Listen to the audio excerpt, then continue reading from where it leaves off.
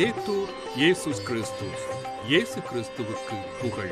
தமிழ் கூறும் நல்லுலகில் வாழும் அனைத்து அன்புள்ளங்களுக்கும் வத்திக்கான் வானொலியின் வணக்கம். இறைவன் உங்கள் உள்ளத்தையும் இல்லத்தையும் தன் அன்பாலும் அருளாலும் அமைதியாலும் இன்றும் என்றும் நிரப்புவாராக.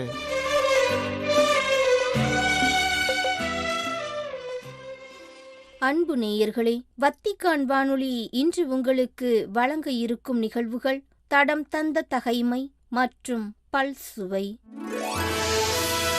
தடம் தந்த தகைமை. நகர்களை வலுப்படுத்திய அரசன் ரெகபயாம். அரசன் ரெகபயாம் எருசலேமில் வாழ்ந்து கொண்டு யூதாவில் அரண்சூழ் நகர்கள் பல எழுப்பினான்.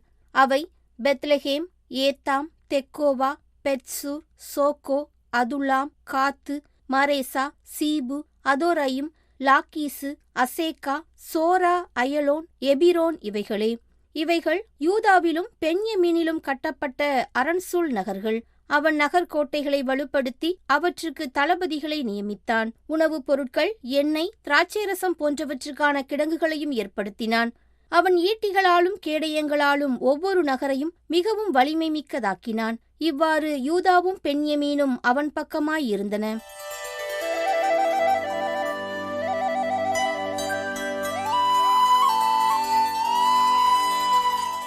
பல்சுவை. நன்னெறியூட்டும் 4 பெரியவைகள். இறைவா உமக்கே புகழ். பகுதி 2.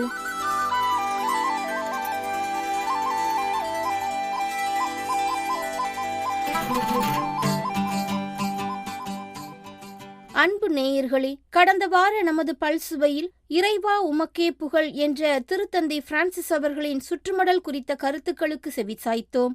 இன்று அதன் தொடர்ச்சியும் நிறைவு பகுதியும் குறித்த கருத்துக்களை அருள்முனைவர் கசி ராயப்பா அவர்கள் எடுத்துரைப்பதற்கு செவிசாய்ப்போம்.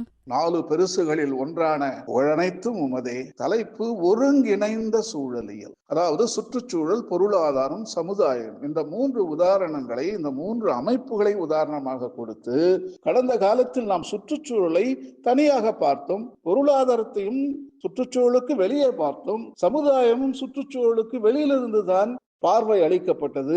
அதனால் தான் ஒவ்வொருவரையும் நாம் சுரண்ட ஆரம்பித்தோம். இந்த சுரண்டலுக்கு வழியே இந்த 3ஐயும் நாம் பிரித்து பார்த்தது தான்.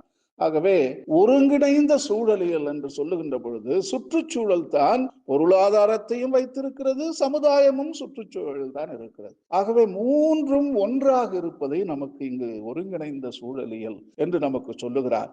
இங்கு சுற்றுச்சூழலை சமுதாயம் சுரண்டுகின்ற பொழுது சமுதாயமும் வீழ்ச்சி அடைகிறது. சுற்றுச்சூழலை பொருளாதாரம் சுரண்டுகின்ற பொழுது அதுவும் வீழ்ச்சி அடைகின்றது. இப்படி சுற்றுச்சூழலுக்கு எதிராக நாம் பொருளாதாரமும் சமுதாயமும் இன்றைய தினம் வீழ்ச்சி வேலைகளை நாம் செய்து கொண்டிருக்கிறோம். ஏனென்றால் சுற்றுச்சூழல் வெளியில் இருக்கிறது என்று நினைத்தோம், ஆனால் நாம் சுற்றுச்சூழலுக்கு உள்ளே இருக்கிறோம். அதை சுரண்டும் பொழுது நாம் தான் அழிந்து விடுவோம், பொருளாதாரமும் அழிந்துவிடும், சமுதாயமும் அழிந்துவிடும் என்கின்ற ஒருங்கிணைந்த சூழலியல் கருத்தை அழகாக எழுதுகிறார். அதோடு கலாச்சார சூழல் அமைப்பு என்ற கருத்திலே நமது ஒவ்வொரு நாட்டிலும் பல கலாச்சாரங்கள் இருக்கின்றன. இந்திய நாட்டிலே ஒன்று தொட்டு அழகான மிக உயர்ந்த கலாச்சாரங்கள் இங்கு தோன்றி இருக்கின்றன. அவற்றை காப்பாற்ற வேண்டும் என்று எழுதியிருக்கிறார். முக்கியமாக நமது காடுகளில் வசிக்கும் இருளர், மற்ற வேட்டை ஆடுபவர்கள், இப்பேற்பட்ட பழங்குடி மக்களை நாம் பாதுகாக்க வேண்டும். அவர்களுடைய முன்னேற்றத்துக்கு என்று சொல்லி அவர்களுடைய காடுகளில் நுழைந்து அவர்களை நாம் வாழ்விறை மாற்றத்தை செய்யக்கூடாது. மாறாக அவர்களுடைய சுற்றுச்சூழலில் இருக்கின்ற அந்த நன்மைகளை நாம் அவர்கள் போற்றி பாதுகாக்க நாம் அவர்களுக்கு உதவி செய்ய வேண்டும். கலாச்சார சூழல் அழிவு என்பது ஒரு உயிரினத்தின் அழிவை விட மிகவும் மோசமானது என்கின்ற தலைப்பிலே நமக்கு சொல்லுகிறார். நமது அன்றாட வாழ்வின் சூழல் அமைப்பை பற்றி அவர் பேசுகிறார். நமது அன்றாட சூழல் அமைப்பு நமக்கு ஒலி மாசு, நிலமாசு, நீர் மாசு, காற்று மாசு இவை இருக்கின்ற பொழுது நமது அன்றாட வாழ்வின் சூழல் சேதமடைகிறது. ஆகவே நமது சுற்றுச்சூழலில் நாம் வாழ்கின்ற பொழுது அந்த சுற்றுச்சூழல் எவ்வளவு நன்மையாக இருக்க வேண்டுமோ, எவ்வளவு தூயதாக இருக்க வேண்டுமோ, எவ்வளவு தூரம் நாம் பாதுகாக்க முடியுமோ அவ்வளவு தூரம் நாம் நமது செயல்பாடுகளை உசுப்பி விட வேண்டும் என்று எழுதியிருக்கிறார். அதன் பின்னால் பொது நலன் கோட்பாடு. இதில் அவர் என்ன சொல்லுகிறார் என்றால், இதுவரை தோன்றிய உயிரினங்களில் மனித இனம் மட்டும் தான் தன்னலத்துக்காக பாடுபடுகிறது. மற்ற உயிரினங்கள் எல்லாமே, உயிருள்ளவை உயிரற்றவை எல்லாமே பொது நலனுக்காக பாடுபடுகின்றன. ஆகவே அவைகளிடமிருந்து மனித இனம் கற்றுக்கொள்ள வேண்டும்.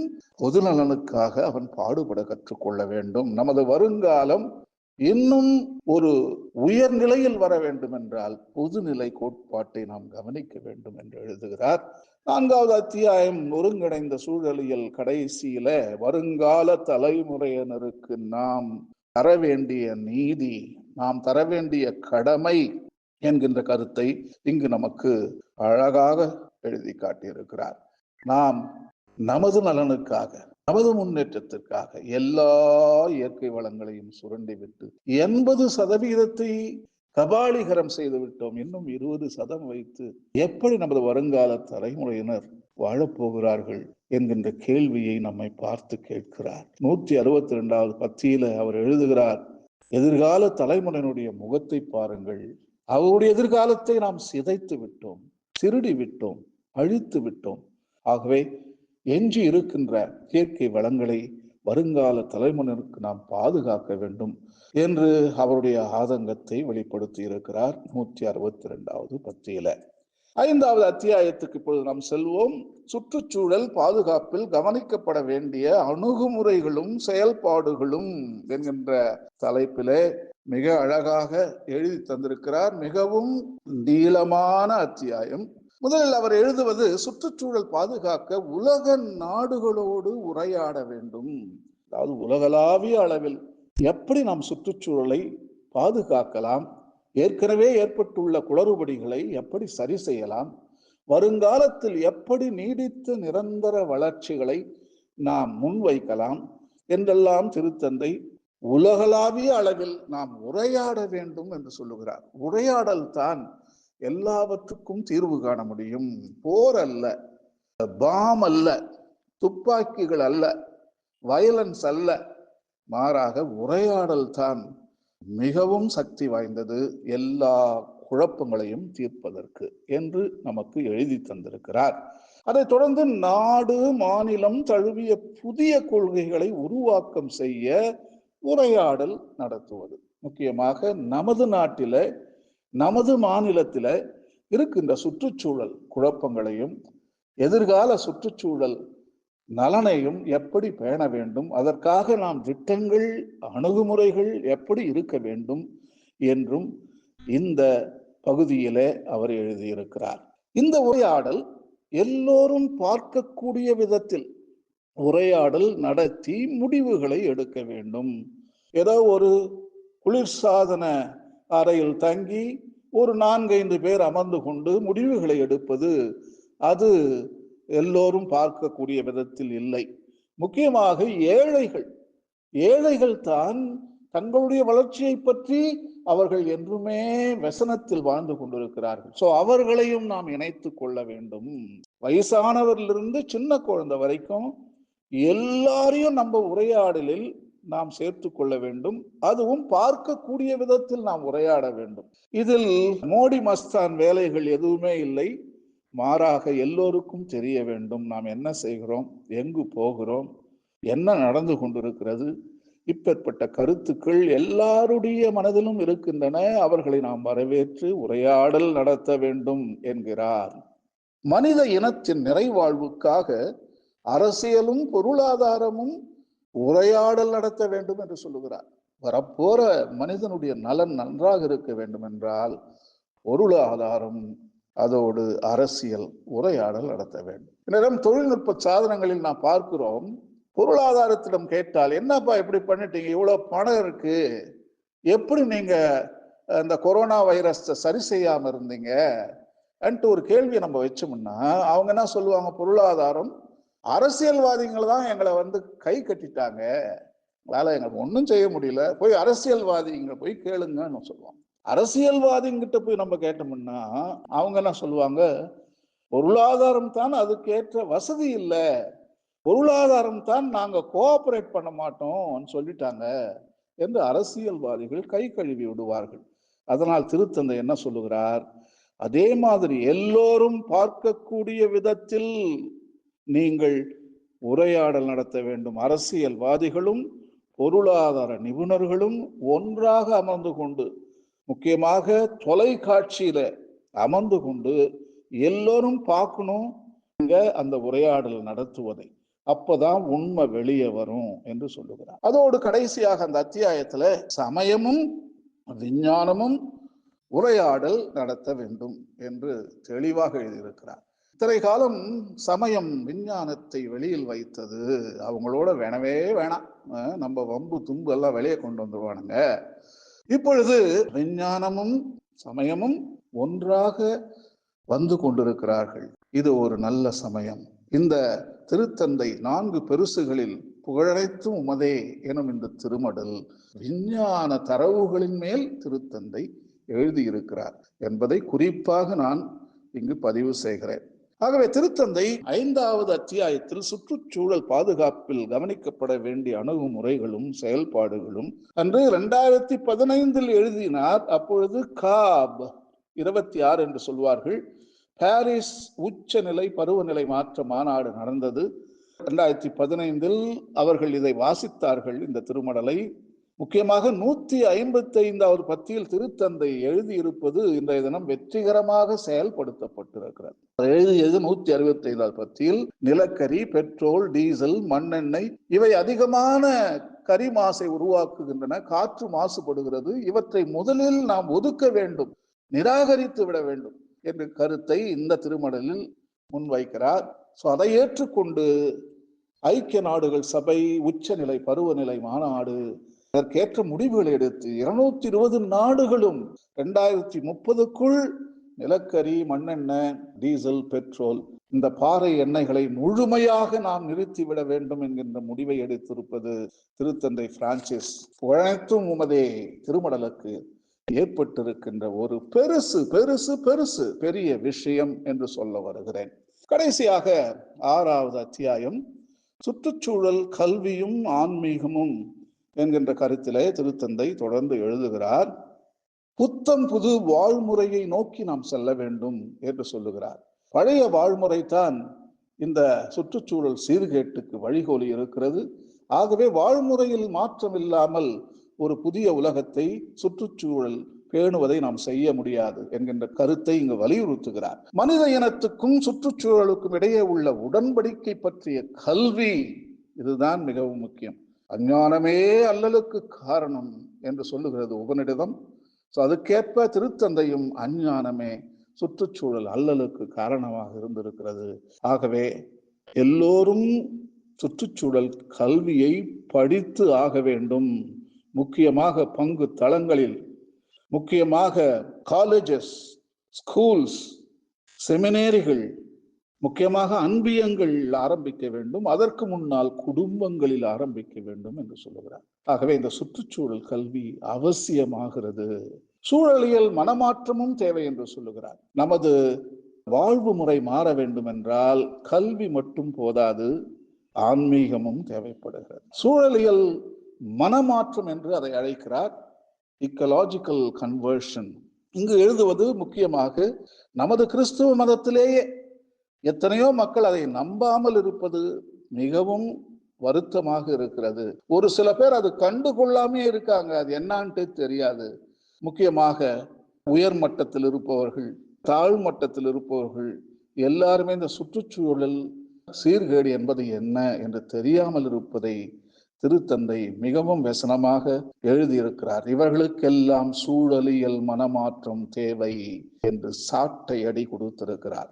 மகிழ்ச்சியும் சமாதானம் என்று தொடர்ந்து எழுதுகிறார்.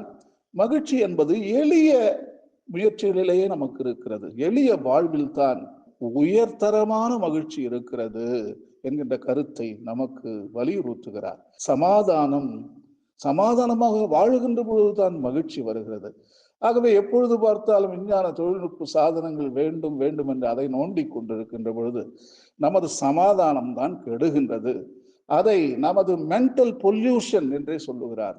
நமது மகிழ்ச்சியை சூறையாடுவது இப்பேற்பட்ட, நமது மகிழ்ச்சியும் சமாதானம் சூறையாடப்படுவது இப்பேற்பட்ட விஞ்ஞான தொழில்நுட்ப சாதனங்கள் தான். ஆகவே எளிமையான வாழ்வு உங்களுக்கு எல்லாவற்றையும் பெற்றுத்தரும். மகிழ்ச்சி என்பது நாம் வாங்க வேண்டிய, நாம் நுகர்கின்ற பொருட்களை கட்டுப்படுத்துவது என்று சொல்லி நமக்கு அறிவுரை கூறுகிறார். அடுத்து அருட்சாதன அடையாளங்களும் ஓய்வு நாள் கொண்டாட்டமும்.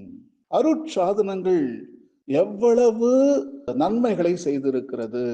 முக்கியமாக ஓய்வு நாள் கொண்டாட்டம், ஞாயிறு, கடவுள் நமக்கு அது ஓய்வு எடுக்க சொன்னார். அன்றைய தினம் மனிதர்கள் மட்டும் ஓய்வு எடுக்கவில்லை, விலங்கினங்களும் ஓய்வெடுக்கின்றன, வேலைக்காரர்களும் ஓய்வெடுக்கிறார்கள், கூலி ஆட்களும் ஓய்வெடுக்கிறார்கள். இப்படி பிரபஞ்சமே ஓய்வெடுக்கிறது. பிரபஞ்சம் ஓய்வெடுக்கின்ற பொழுது கடவுளும் ஓய்வெடுக்கிறார். அந்த அருட்சாதனங்கள் அடையாளங்கள் எதிலிருந்து வருகின்றது என்றால் இந்த சுற்றுச்சூழலில் தான் நாம் எடுத்துக்கொள்ளுகிறோம். நீர், நெருப்பு, எண்ணெய், இந்த அருட்சாதன அடையாளங்கள் எல்லாம் படைப்பிலிருந்து எடுத்து நாம் ஓய்வு நாளில் கொண்டாடுகிறோம்.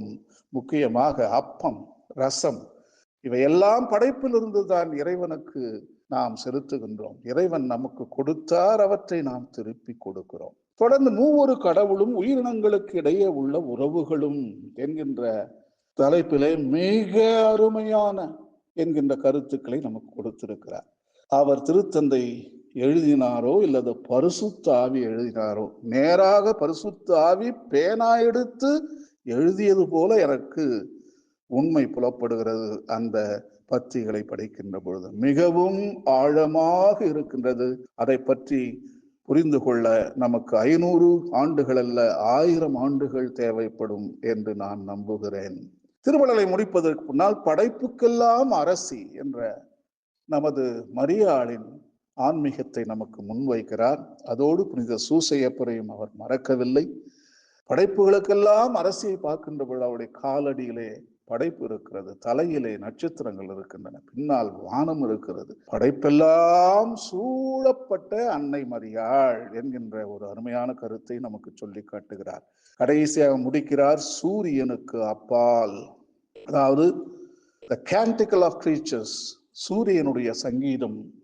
பிரான்சிஸ் அசிசியார் எழுதிய அந்த சங்கீதம், அந்த வார்த்தையை எடுத்து இதை முடிக்கிறார். தொடக்கத்தில் பிரான்சிஸ் அசிசியாரின் வார்த்தை உழனைத்தும் உமதே, கடைசியாக சூரியனுக்கு அப்பால், பிரதர் சன், சகோதர சூரியனே, என்ன செய்ய போறோம் நாங்க, உனக்கு தான் வெளிச்சம் என்று முடிக்கிறார்.